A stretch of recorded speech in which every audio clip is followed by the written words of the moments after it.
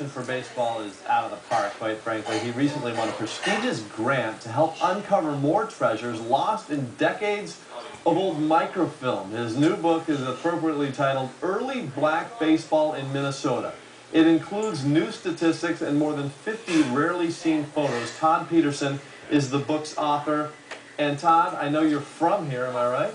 Yes, in Anthony Village, actually. Okay, so welcome back, I guess is the correct way to say it. You live in Kansas City. I live in Kansas City, Missouri right now. Yeah, okay, sure do. And what this book is phenomenal, actually. Early Black Baseball in Minnesota. The subtitle being the St. Paul Gophers, Minneapolis Keystones, and other barnstorming teams of the Deadball era. First of all, Todd, what is the Deadball?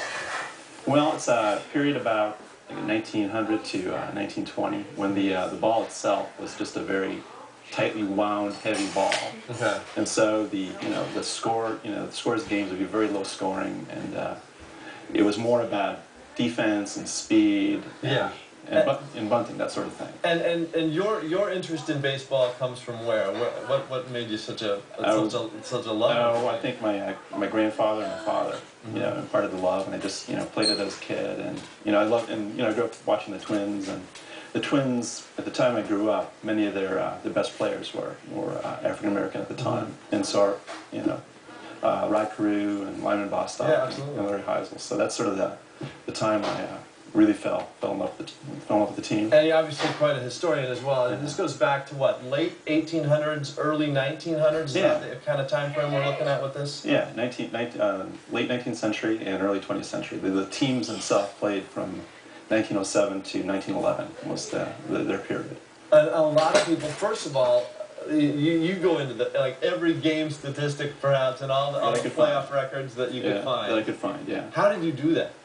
Well, I started at the Historical Society in St. Paul, and that got, I started digging, looking at that, and then I just started, they played around the Midwest. They played in Iowa, Wisconsin, and both the Dakotas, and Minnesota, and they played almost every small town in those areas. So I would go to, historical societies in those states, and just sort of going through the old, what newspapers survived, and start digging it up and trying to track them down. What was it like back then for these teams?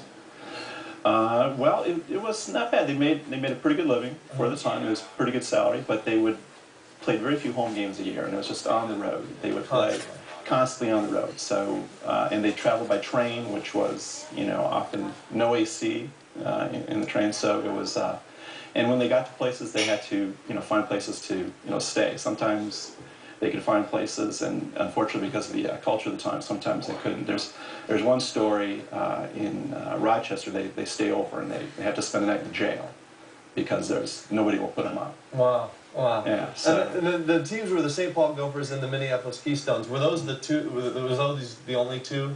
Those are the two in this area. Well, there was a team in Waseca that had some black players, and they were about 1900, 1902, and then Renville in western Minnesota had it. Renville had one of the best teams in America. They had 4 of these, great players play for them. And from then on, a saloon owner in St. Paul started the Gophers, and Minneapolis had to have a team. If St. Paul has something, Minneapolis has to have something. So a year later, Minneapolis. And are these replicas of those actual teams back then? Well, this is the Gophers. It's a replica jersey, Gophers jersey, and that's their cap. That's the hat they wore. And why did you write this book? And why is it so important to preserve this history? Well, I think early on I just love of baseball, and I just realized these guys were major league players. They just never got a chance. It wasn't semi-pro, or they weren't just sort of good. These guys were major leaguers, and the papers at the time realized that. They, every time they went to, they would say, if only but for the color of their skin, these guys would be playing in the majors. And so that sort of, struck a chord with me. I think they just need to be, I think, recognized as major league players and major league teams. And in fact, they were good. They were very good. And in 1909, the Gophers actually won the black ball title. They beat a team from Chicago, which is always good, but always good. So they beat a team from Chicago, the Leland Giants. Yeah, and there was a rivalry between Minneapolis and St. Paul, not just the cities obviously, but the actual teams too. Actual teams, yeah. They played quite a bit. Yeah.